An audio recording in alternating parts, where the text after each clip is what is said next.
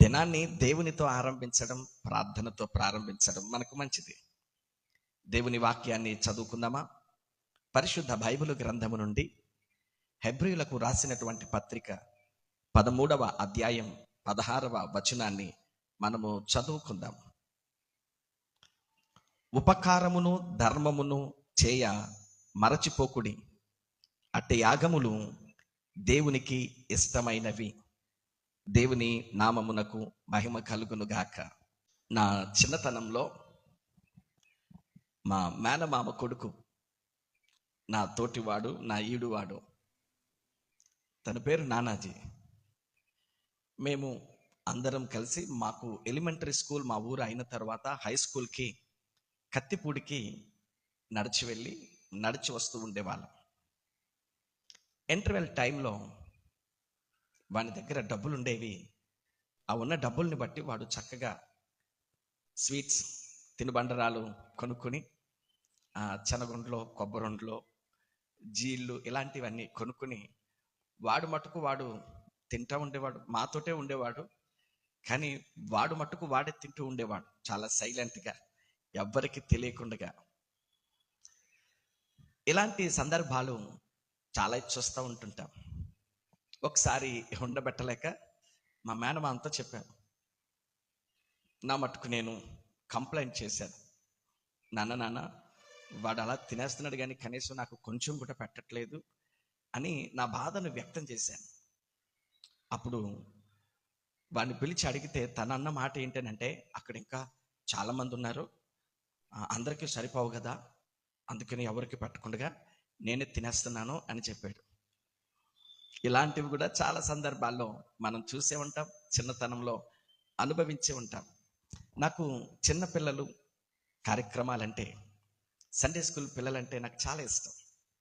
అందుకనే చాలాసార్లు చిన్నపిల్లల కార్యక్రమాలు ఏర్పాటు చేయడం, వారితో సమయాన్ని గడపడం, వారు ఆనందించులాగున ఆహ్లాదకరమైనటువంటి కార్యక్రమాలు చేపట్టడం, mimicry, puppet show, magic show లాంటివి వాళ్ళ కొరకు కండక్ట్ చేయడం అనేటువంటిది మనం చేస్తూ ఉంటాం.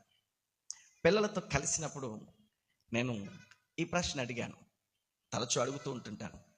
బైబిల్ గ్రంథంలో చిన్న పిల్లల ప్రస్తావన జ్ఞాపకం చేస్తూ ఉంటాను, ఎక్కడెక్కడ ఉంది అనేటువంటిది. వాళ్ళకు తెలిసినటువంటిది, వాళ్ళు విన్నటువంటి సండే స్కూల్ స్టోరీస్లో నుంచి చెప్తా ఉంటుంటారు. బైబిల్ గ్రంథంలో చిన్నపిల్లల ప్రస్తావన 110 నుండి 130 సార్లు చిన్నపిల్లల ప్రస్తావన తీసుకొని రావడం జరిగింది. 4 సువార్తలలోనూ చిన్నపిల్లల యొక్క ప్రస్తావన ఉండగా, పత్రికలలో ఎఫెసీ, కొలెస్సీ పత్రికల్లో కూడా చిన్నపిల్లల యొక్క సందర్భాన్ని మనం చూస్తూ ఉంటుంటాం. వీటిలన్నిటిలోనూ చాలా ప్రాముఖ్యమైనటువంటిది ఒక చిన్న పిల్లవాడి దగ్గర ఉన్నటువంటి 5 రొట్టెలు 2 చిన్న చేపల స్టోరీ. యేసుక్రీస్తు ప్రభువారు తాను చేసినటువంటి అద్భుత ఆశ్చర్య కార్యాలలో అత్యంత ప్రాచుర్యము చెందినటువంటి, అందరికీ సుపరిచితమైనటువంటిది ఈ 5 రొట్టెలు 2 చిన్న చేపల యొక్క సంఘటన, సందర్భము, సంభవము. ఇది మనకు అనేక విషయాలు, అనేక రకాలైనటువంటి పాఠాలను మనకు నేర్పిస్తూ ఉంటుంది. ఈ 5 రొట్టెలు 2 చిన్న చేపల స్టోరీ 4 సువార్తలలోనూ రాయబడింది. మత్తయి సువార్త 14వ అధ్యాయములోను, మార్కు సువార్త 6వ అధ్యాయములోను, లూకా సువార్త 9వ అధ్యాయములోను, యోహాను సువార్త 6వ అధ్యాయములోను ఈ 5 రొట్టెలు 2 చిన్న చేపల స్టోరీని మనం చూస్తాం. స్టోరీ కాదు, ఆ సంఘటనను, సందర్భాన్ని మనం చూస్తాం. ప్రియులారా, దీనిని అనేక రీతులైనటువంటి కోణాలలో మనము చూడవచ్చు. మనము ఈనాటి సందర్భానికి మనము జ్ఞాపకం చేసుకోబోతున్న, మనం నేర్చుకోబోతున్నటువంటి విషయం ఏంటంటే, అక్కడ 5,000 మంది స్త్రీలు, పిల్లలు కాకుండా పురుషులు ఉన్నట్లు మనము చూస్తూ ఉంటుంటాం. విస్తారమైనటువంటి జనసమూహము అక్కడ ఉంది. ఆకలి టైం అవుతూ ఉంది. ఆహారము అందుబాటులో లేనటువంటి పరిస్థితి. సమయము కూడా అది అసమయము, స్థలము అననుకూలము, సమయము అసమయము, ప్రజలు ఉన్నటువంటిది ఆకలితో. ఈ ప్రశస్తమైనటువంటి సమయంలో నేను మీకు జ్ఞాపకం చేస్తున్న విషయం, నా దేవుడు ఎప్పుడైనా, ఎక్కడైనా, ఎలాంటి పరిస్థితుల్లోనైనా నిన్ను తృప్తిగా, సంతృప్తితో నింపగలడు. ఆయన తన కృప చేత బలపరచగలడు. ప్రియ దేవుని బిడ్డలారా, అక్కడ మనం చూస్తూ ఉంటున్నాం, అది అరణ్యం. రెండవది, ఆహారం కొని తెచ్చి చేయడానికి టైము లేదు, దూరం ఉన్నటువంటి పరిస్థితులు. వీటన్నిటి మధ్యలో యేసుక్రీస్తు ప్రభువారు అడుగుతూ ఉన్నటువంటిది, మీ దగ్గర ఏదైనా ఉన్నదా? మీ దగ్గర ఏమైనా ఉన్నదా? ఇది జన సమూహానికి ఆయన వేసినటువంటి ప్రశ్న. జన సమూహమును ఆయన అడుగుతున్నటువంటిది. ఆ సందర్భంలో ఒక చిన్న పిల్లవాడు ముందుకొచ్చి ఇవ్వడం అనేటువంటిది మనం చూస్తూ ఉంటున్నాం. సర్వసాధారణంగా చిన్న పిల్లల యొక్క మనస్తత్వాలు ఎలా ఉంటుంది అని అంటే, తనకున్నది తాను దాచేసుకుంటాడు, నిశ్శబ్దంగా సీక్రెట్గా తినేస్తూ ఉంటుంటాడు, ఎవరికి పెట్టడానికి ఒప్పుకోడు, ఇవ్వడానికి ముందుకు రాడు. కానీ ఈ పిల్లవాడు తన దగ్గర ఉన్నటువంటిది ముందుకు తీసుకొని వస్తూ ఉంటున్నాడు. ఈ రోజున తల్లిదండ్రులుగా మీరు మీ పిల్లలకు అలవాటు చేయవలసినటువంటి మంచి లక్షణం ఏంటో నేను మీకు చెప్పనా? తల్లిదండ్రులుగా మీరు కలిగి ఉండవలసినటువంటి సుగుణాన్ని నేను చెప్పనా? పిల్లరా, ఈ రోజున మన దగ్గర ఏదైనా ఉంటే దానిని ఇతరులకు పంచడం, ఇతరులకు ఇవ్వడం అనేటువంటిది చాలా ప్రాముఖ్యం. నా యేసయ్యకు అది చాలా ఇష్టమైన కార్యక్రమం. అందుకని ఆయన మాటలు అద్భుతమైనటువంటి మాటలు.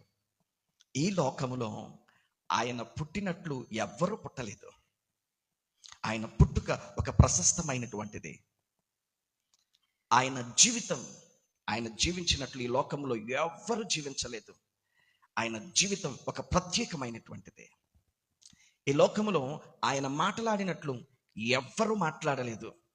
ఆయన మాటలు దయగలిగినటువంటి మాటలు. ఈ లోకములో ఆయన చూచినట్లు ఎవ్వరూ చూడలేదు.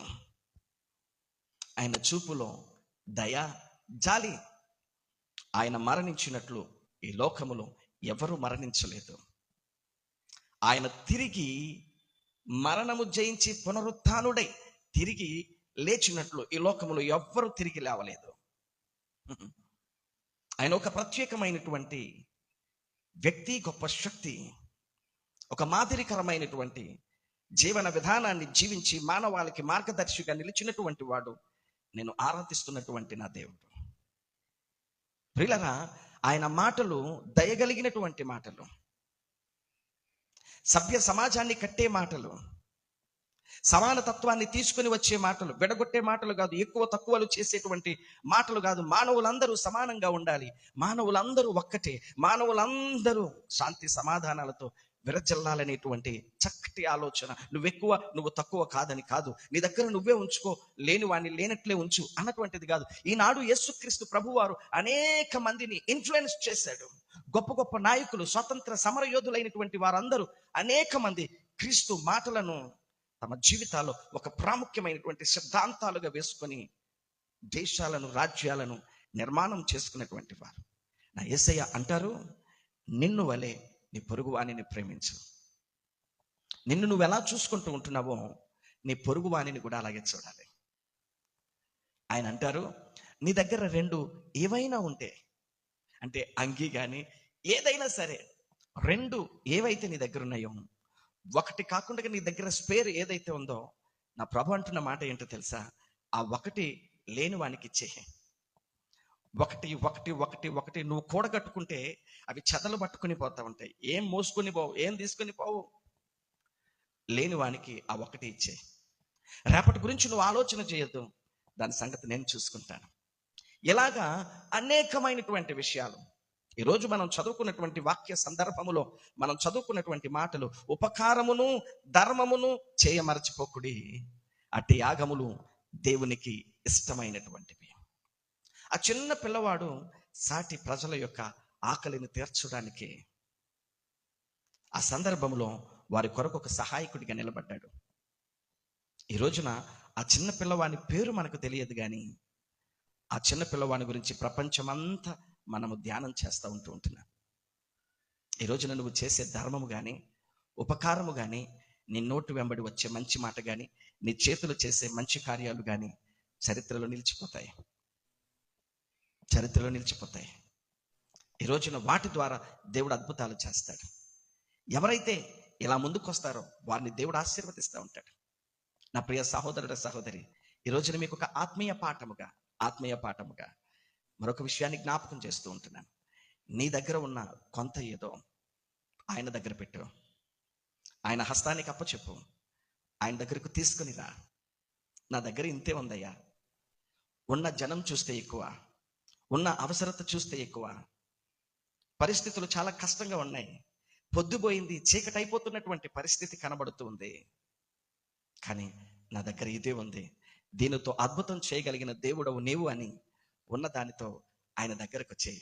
ఉన్నదాన్ని ఆయన చేతుల్లో పెట్టి ఆయన దగ్గరకు రా. సమృద్ధిగా నీకున్నదాన్ని మార్చగలడు, సమృద్ధిగా చేయగలడు.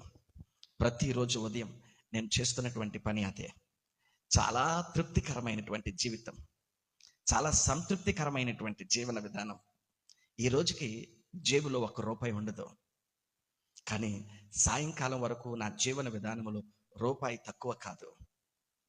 ఎలాగిస్తాడో, ఎవరి చేత పంపిస్తాడో, ఎలా పోషిస్తాడో దినదినము ఆశ్చర్యం. నన్ను ఆయన పిలిచిన నాటి నుండి, నా జీవితం ఆయనకిచ్చిన రోజు నుండి ఈ రోజు వరకు కొరత అంటే ఏంటో తెలియకుండా ఆయన నన్ను పోషిస్తూ ఉంటూ ఉన్నాడు. కొదువు లేకుండా అద్భుతాలు జరిగిస్తూ ఉంటూ ఉన్నాడు. ఎన్నో మేలులు, ఎన్నెన్నో ఆశ్చర్య కార్యాలు. కారణం ఏంటో తెలుసా? నేనేమై ఉన్నానో, నా దగ్గర ఏమైతే ఉందో దాంతో నేను ఉదయాన్నే ఈ సమయానికి ప్రభు దగ్గరికి వచ్చేస్తాను. ఈరోజు నా దగ్గర ఇంతే ఉందయ్యా, ఈరోజు నా పరిస్థితి ఇదయ్యా, నీ చేతులకు నన్ను నేను సమర్పించుకుంటున్నానని ఆయనకు సమర్పించేసుకుంటాను. ఆయన చేతుల్లో పెడతా ఉంటూ ఉంటాను. ఆయన కౌగిటిలోనికి వెళ్ళిపోతూ ఉంటాను. ఆయన చంకకు ఎక్కేస్తాను. దినమంతా నన్ను ఆశ్చర్యరీతిగా మోస్తూ ఉంటాడు, నన్ను ఊరడిస్తూ ఉంటుంటాడు. ఈ రోజున నా దగ్గర ఉన్నది కొంచెం జీతమే, చిన్న వ్యాపారమే, చిన్న ఆదాయమే. ఒక్కళ్ళు తేవడం, కుటుంబం అంతా గడవడం, ఇలాంటి ప్రశ్నలు నీ ముందున్నాయా? రా దేవుని దగ్గరకు, ఆయన చేతులకు అప్పగించుకో.